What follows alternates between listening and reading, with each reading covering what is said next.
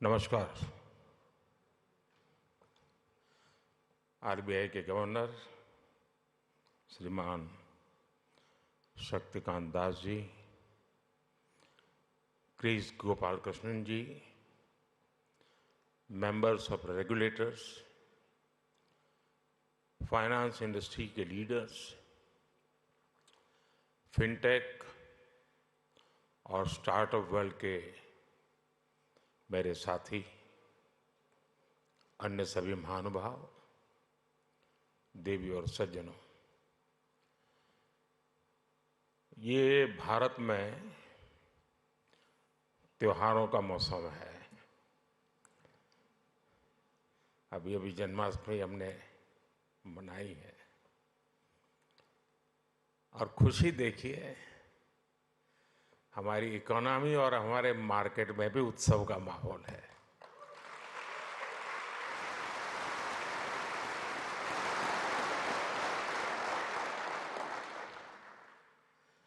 इस festive mood में ये ग्लोबल फिनटेक फेस्टिवल हो रहा है।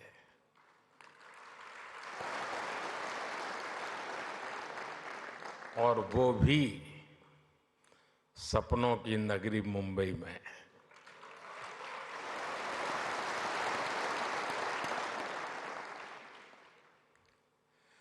मैं देश और दुनिया से आए यहाँ सभी मेहमानों का अभिनंदन करता हूँ, स्वागत करता हूँ। यहाँ से आने से पहले मैं अलग अलग एग्जीबिशंस देख करके आया हूँ, काफ़ी साथियों से गप्पे गोष्ठी करके आया हूँ। हमारे नौजवानों के इनोवेशन का और फ्यूचर की संभावनाओं का एक पूरा नया संसार वहां दिखाई दे रहा है।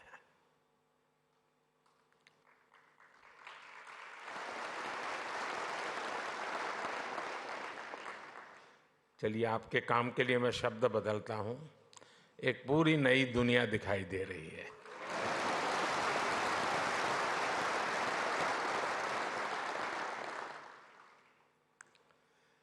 मैं इस फेस्टिवल के आयोजकों को सबको बहुत बहुत बधाई देता हूं। साथियों, यहां बड़ी संख्या में विदेशों से हमारे मेहमान भी आए हैं। एक समय था जब लोग भारत आते थे तो हमारी कल्चरल डाइवर्सिटी देखकर दंग रह जाते थे, हैरान हो जाते थे। अब लोग भारत आते हैं तो हमारी फिनटेक डाइवर्सिटी को देखकर भी हैरान होते हैं।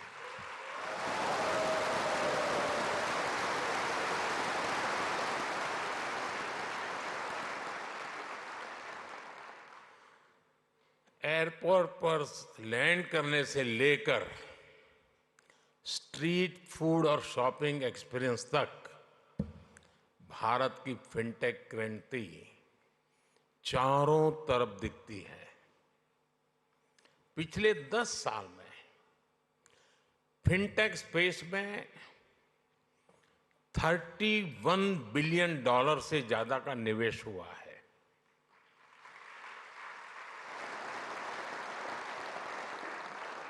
दस साल में हमारे फिनटेक स्टार्टअप्स में 500% वृद्धि हुई है।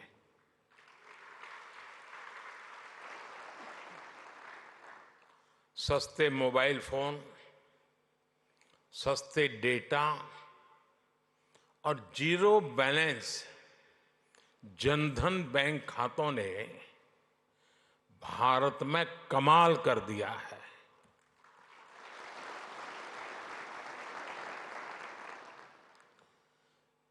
आपको याद होगा, कुछ लोग पहले पूछते थे, पार्लियामेंट में खड़े होकर के पूछते थे और अपने आप को बहुत विद्वान मानने वाले लोग पूछते थे।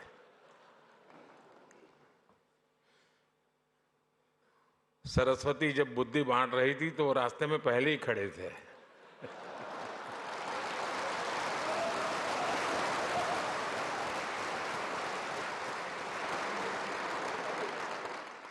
और क्या कहते थे? वो पूछते थे कि भारत में बैंक की इतनी ब्रांचेज नहीं है, गांव-गांव बैंक अवेलेबल नहीं है, इंटरनेट नहीं है, यहाँ तक पूछ लेते थे बिजली भी तो नहीं है, रिचार्जिंग कहाँ होगा, फिनटेक क्रांति कैसे होगी, ये पूछा जाता था। और मुझ जैसे एक चाय वाले को पूछा जाता था।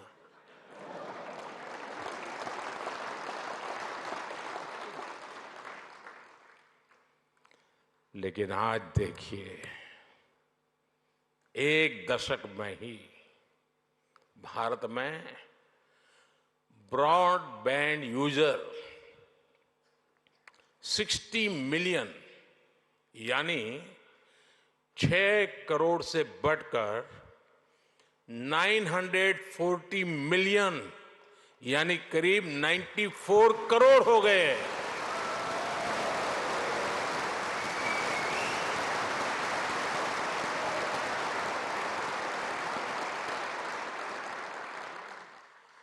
आज 18 वर्ष से ऊपर का शायद ही कोई भारतीय हो जिसके पास उसकी डिजिटल आइडेंटिटी आधार कार्ड नहीं है।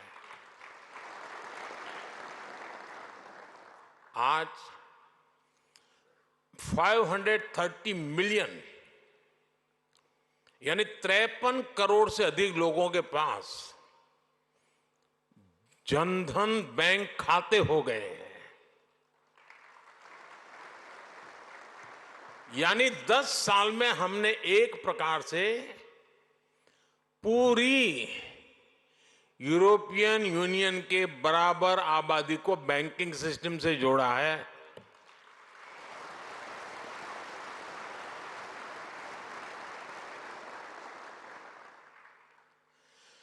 साथियों, जनधन, आधार, मोबाइल की इस ट्रिनिटी ने एक और ट्रांसफॉर्मेशन को गति दी है। कभी लोग कहते थे कि कैश इज किंग। आज दुनिया का करीब करीब आधा real time digital transaction Bharat में होता है।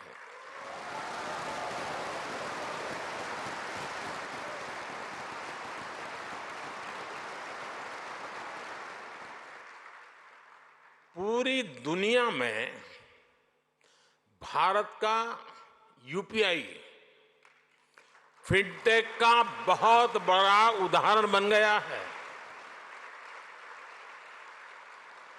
आज गांव हो या शहर, सर्दी हो या गर्मी, बारिश हो या बर्फ गिर रही हो, भारत में बैंकिंग सर्विस 24 घंटे, 7 दिन, 12 महीने चलती रहती है।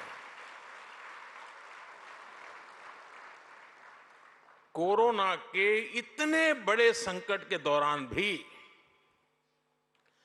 भारत दुनिया के उन देशों में था जहां हमारी बैंकिंग सर्विस बिना किसी दिक्कत के चलती रही।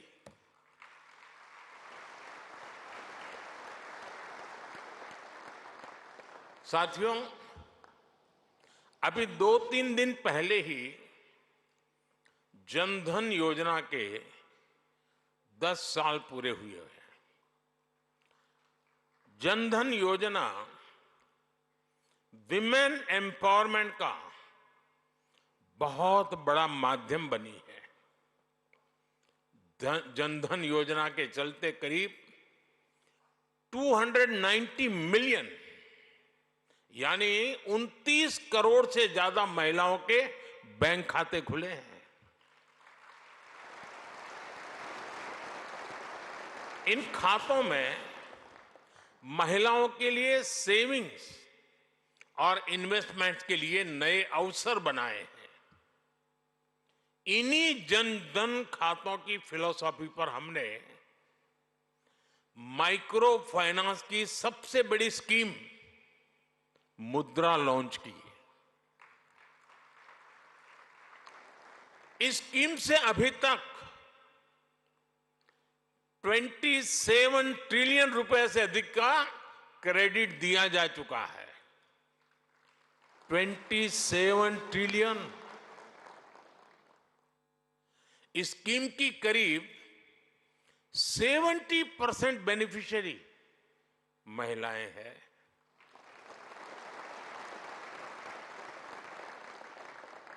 जनधन खातों ने महिलाओं के सेल्फ हेल्प ग्रुप्स को भी बैंकिंग से जोड़ा।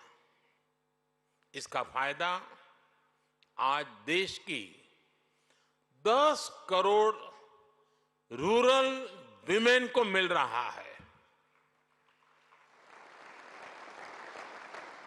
यानी जनधन प्रोग्राम ने महिलाओं के फाइनेंशियल एम्पावरमेंट की एक मजबूत नींव रखी है। साथियों, पूरी दुनिया के लिए पैरेलल इकोनॉमी एक बड़ी चिंता का विषय रही है। फिनटेक ने पैरेलल इकोनॉमी पर भी चोट की है और बधाई के पात्र आप लोग हैं।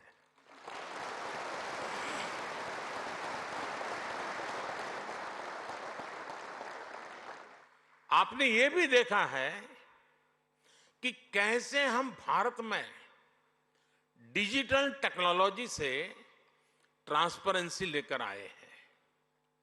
आज सरकार की सैकड़ों स्कीम्स के तहत डायरेक्ट बेनिफिट ट्रांसफर किया जाता है।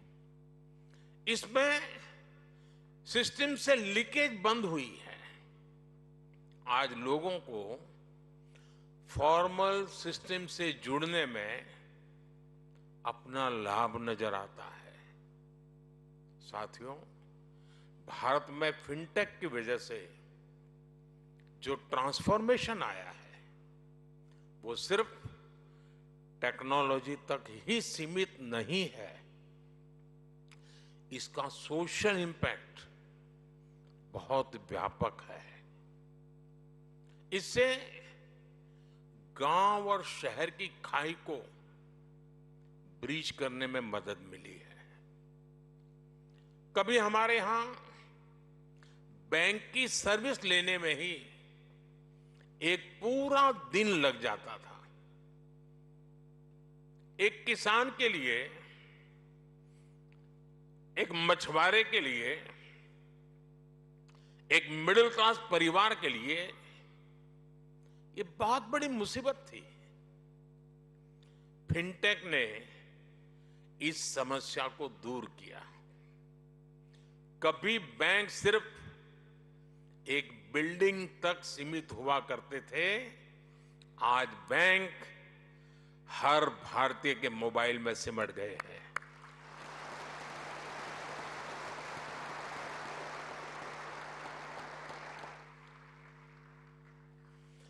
साथियों, फिनटेक ने फाइनेंशियल सर्विस को डेमोक्रेटिक बनाने में भी बड़ी भूमिका निभाई है। Loan, credit card, investment, insurance जैसे प्रोडक्ट सबके लिए आसानी से सुलभ हो रहे हैं। फिनटेक ने एक्सेस टू क्रेडिट को भी आसान और इंक्लूसिव बना दिया है। मैं एक उदाहरण देता हूं।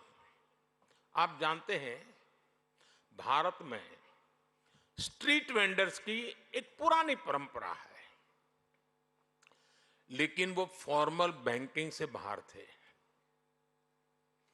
फिनटेक ने इस स्थिति को भी बदल दिया। आज वो पीएम स्वनिधि योजना से कोलेटरल फ्री लोन ले पा रहे हैं।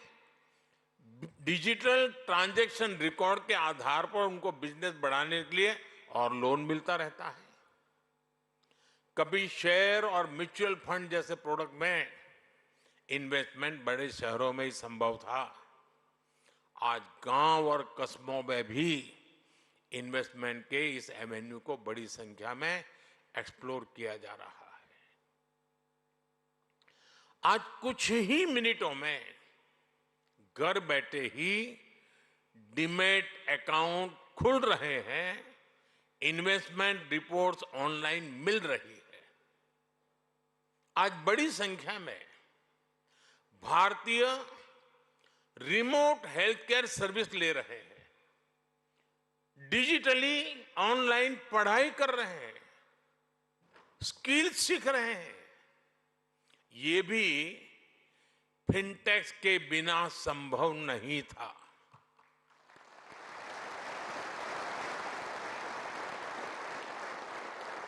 यानी भारत की फिनटेक क्रांति dignity of life, quality of life, उसको बेहतर बनाने में भी बड़ा रोल निभा रही है।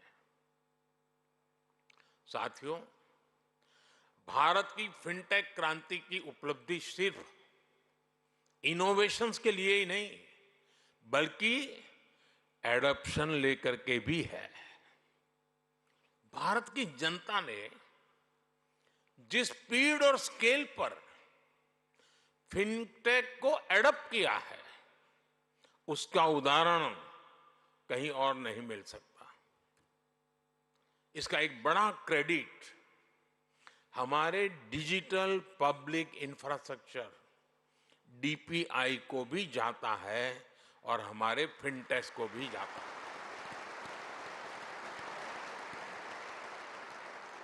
देश में इस टेक्नोलॉजी को लेकर ट्रस्ट पैदा करने के लिए अद्भुत इनोवेशन किए गए हैं।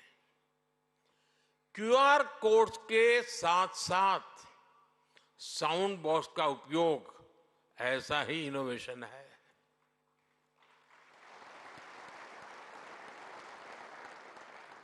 हमारे फिनटेक सेक्टर को सरकार के बैंक सखी कार्यक्रम का भी अध्ययन करना चाहिए। और मैं सब फिनटेक के वाले नौजवानों को कहना चाहता हूं, ये बैंक सखी है क्या?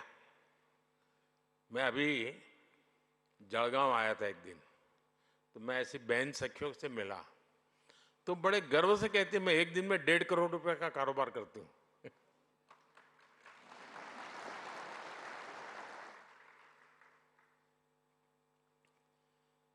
क्या कॉन्फिडेंस! और एक गांव की महिला थी वो। हमारी बेटियों ने गांव गांव में बैंकिंग को, डिजिटल अवेयरनेस को जिस प्रकार फैलाया है, उससे फिनटेक को एक नया बाजार मिला है। साथियों, 21वीं सदी की दुनिया बहुत तेजी से बदल रही है।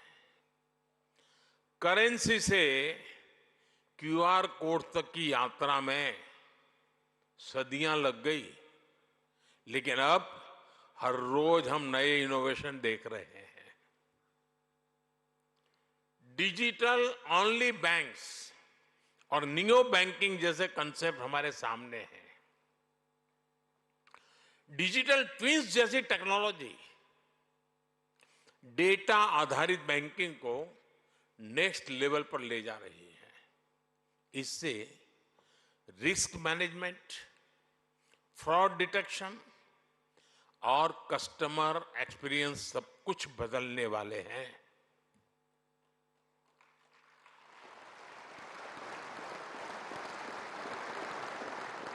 मुझे खुशी है कि भारत भी लगातार नए फिनटेक प्रोडक्ट्स लॉन्च कर रहा है।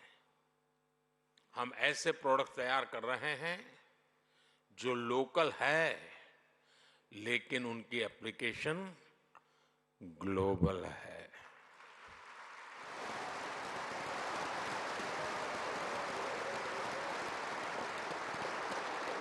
आज ओएनडीसी यानी open network for digital commerce online shopping को इंक्लूसिव बना रहा है। ये छोटे बिजनेस, छोटे एंटरप्राइजेस को बड़े अवसरों से जोड़ रहा है। अकाउंट एग्रीगेटर्स लोगों और कंपनियों का कामकाज आसान करने के लिए डेटा को यूज कर रहे हैं। ट्रेड प्लेटफॉर्म की मदद से छोटी संस्थाओं की लिक्विडिटी और कैश फ्लो बेहतर हो रहे हैं। ई रूपी एक ऐसा डिजिटल वाउचर बना है जिसे कई रूपों में इस्तेमाल किया जा रहा है।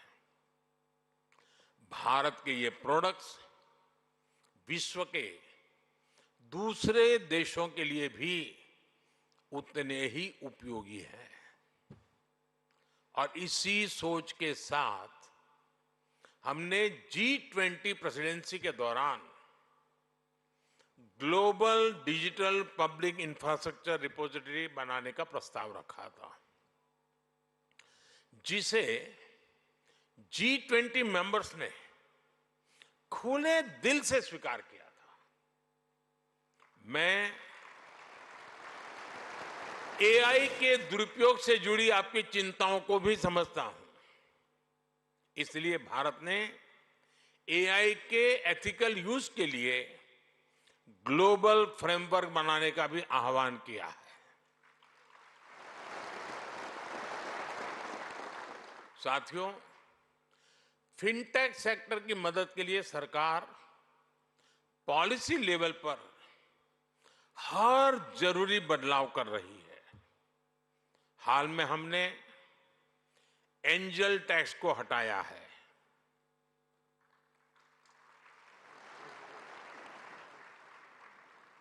ठीक नहीं किया?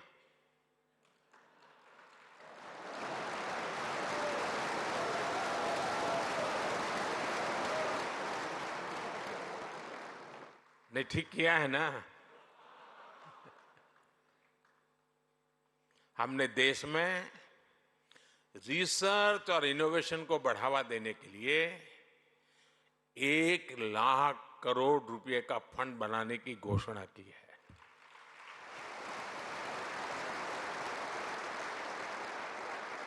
हमने डेटा प्रोटेक्शन कानून बनाया है। मेरी हमारे रेगुलेटर से भी कुछ अपेक्षाएं हैं। हमें साइबर फ्रॉड को रोकने के लिए और डिजिटल लिटरेसी के लिए और बड़े कदम उठाने होंगे। साइबर फ्रॉड स्टार्टअप्स की, फिनटेक्स की ग्रोथ में रुकावट न बने, ये ध्यान रखना भी उतना ही जरूरी है। साथियों, पहले के जमाने में बैंक डूबने वाली है या बैंक डूबी है या डूब जाएगी, ये बात फैलते हुए इंपैक्ट होते होते 5-7 दिन निकल जाते थे। आज अगर किसी व्यवस्था में पता चला कि इस पर साइबर फ्रॉड है, 1 मिनट में मामला पूरा, वो कंपनी गई। फिनटेक के लिए बहुत जरूरी है। और साइबर सॉल्यूशन, उसका बाल मृत्यु बहुत जल्दी हो जाता है। कोई भी साइबर सॉल्यूशन निकालिए, उसका बेईमान लोग तोड़ निकालने में देर नहीं करते, तो उस सॉल्यूशन का बाल मृत्यु हो जाती है। फिर आपको नया सॉल्यूशन लेके आना पड़ता है। साथियों, आज सस्टेनेबल इकोनॉमिक ग्रोथ ये भारत की प्राथमिकता है। हम स्ट्रांग, ट्रांसपेरेंट और एफिशिएंट सिस्टम्स बना रहे हैं। हम फाइनेंशियल मार्केट्स को एडवांस टेक्नोलॉजीज और रेगुलेटरी फ्रेमवर्क से मजबूत कर रहे हैं। हम ग्रीन फाइनेंस से सस्टेनेबल ग्रोथ को सपोर्ट कर रहे हैं। हम फाइनेंशियल इंक्लूजन के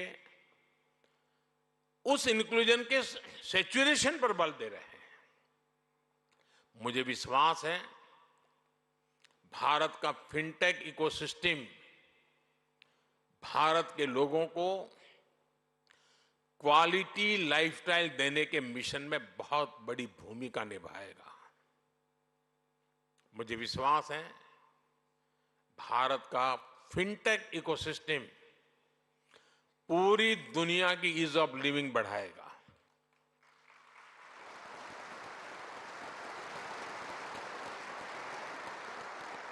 और मुझे मेरे देश के युवाओं की टैलेंट पे इतना भरोसा है और मैं कहता हूं, बड़े विश्वास से कहता हूं, our best is yet to कम।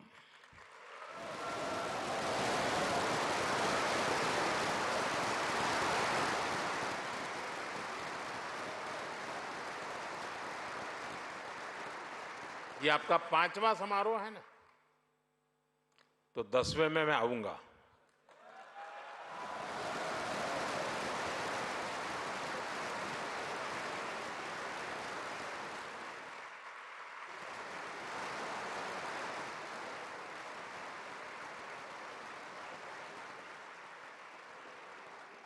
और तब आपने भी कल्पना नहीं की होगी, वहां पर आप भी पहुंचे होंगे दोस्तों।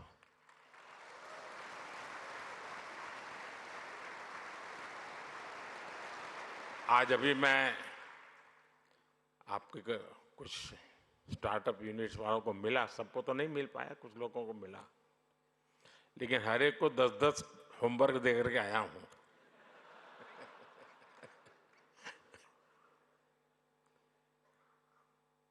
क्योंकि मैं समझ सकता हूं कि ये बहुत बड़ा बदलाव लाने वाला क्षेत्र है साथियों। एक बहुत बड़ा रिवॉल्यूशन हो रहा है और उसकी मजबूत नींव यहां हम देख रहे हैं।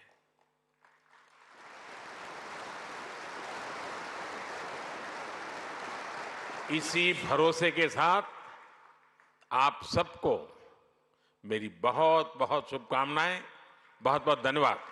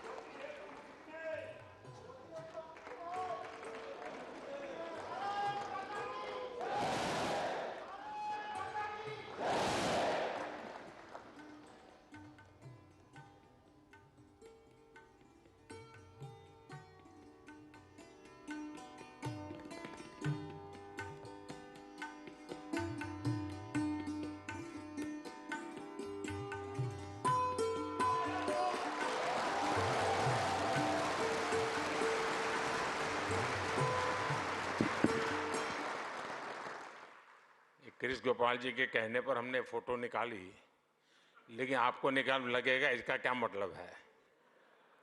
मैं फायदा बताता हूं। मैं एआई की दुनिया से जुड़ा हुआ इंसान हूं।